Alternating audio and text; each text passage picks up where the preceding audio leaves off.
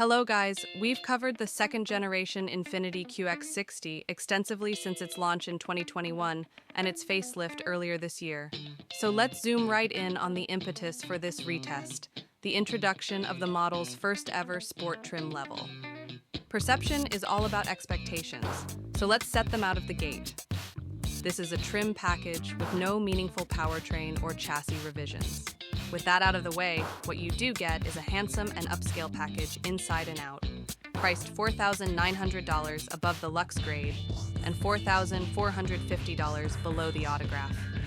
Outside, the 2026 QX60 Sport AWD we tested featured dark exterior trim, a unique fascia with a black grille and black wheels. Inside, it cribs from the Autograph's range-topping trim, like open-pore wood, but without any metal inlays, and adds unique blue leather seat and door panel inserts, standard captain's chairs, and SAWD badging, with the AWD lettering stacked to suggest a Japanese Hunko woodblock stamp, and the A carefully designed to be mistaken for a 4. The fact is that this 3-row SUV, which starts out at 4,664 pounds and can be loaded to 6,600 with people and stuff, or tow up to 6,000 pounds, will always be asking an awful lot from its 2.0-liter turbo 4 and 9-speed automatic powertrain. Our low performance expectations were exceeded, however, when its black trim and S-badge somehow shaved a half second off the 0 to 60 shamble of the QX60 Autograph model we previously tested, bringing it down to 7.4 seconds. That acceleration figure basically nails the average of the leading 4-cylinder powered, 3-row luxury SUV rivals we've tested: Audi Q7, Lexus TX, and Volvo XC90. But the Joneses in their 6-cylinder models, Acura MDX, Audi SQ7, Cadillac XT6, Lincoln Aviator, will quickly get a several car length jump on you when the light changes. They average 1.5 seconds quicker to 60 miles per hour. All that being the case, one would assume that holding the brake and flooring the accelerator would give the engine a chance to sort all that out before the stopwatch started. Nope. Our quickest acceleration came from simply flat-footing the go pedal.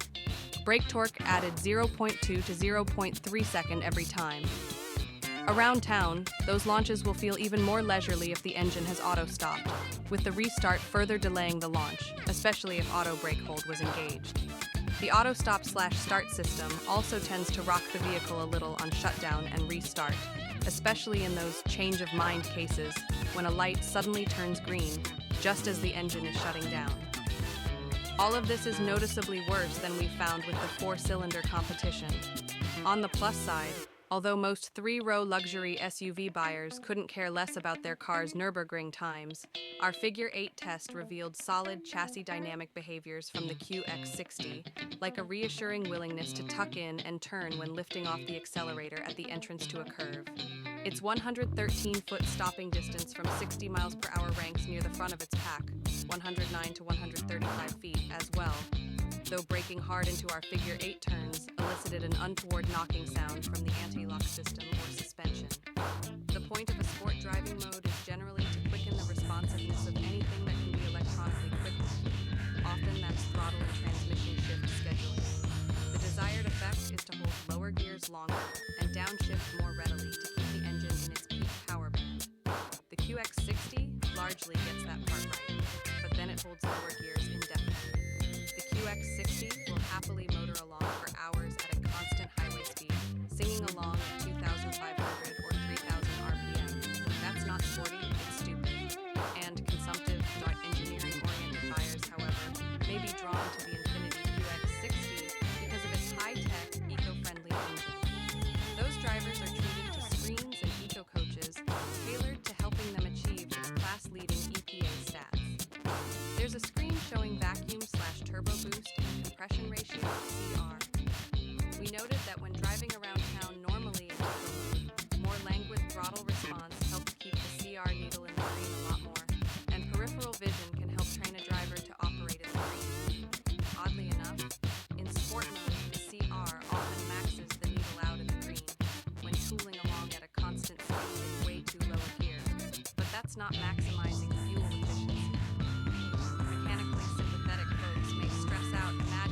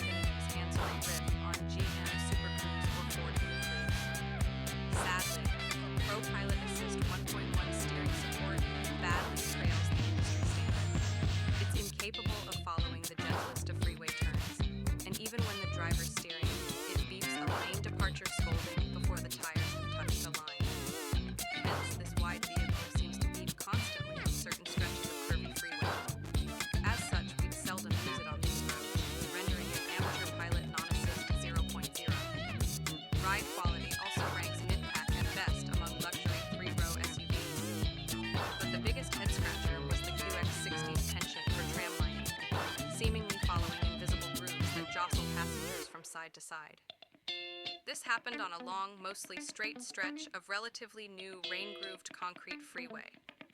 We felt it driving to and from a cabin on a highway we've taken numerous times in recent weeks in countless competitive vehicles. None squirmed like this. Blame the properly inflated Bridgestone Alenza tires? This is a great three-row SUV for the back row riders. The Nissan/Infiniti single-button release that tips the seat and slides it forward, even with a car seat installed, is exceedingly simple to use. It opens a wide pathway to the third row and can easily be pulled back and locked before it crowds the third row occupants' legs. Middle row riders get sunshades and twin USB-C ports and enjoy a stadium view over the fronts. Rear climate controls power roof-mounted AC and floor-mounted heating vents for both rows. In the way back, only the right side gets a USB-C jack. A blanking plate on the other calls attention to the penury. The way back is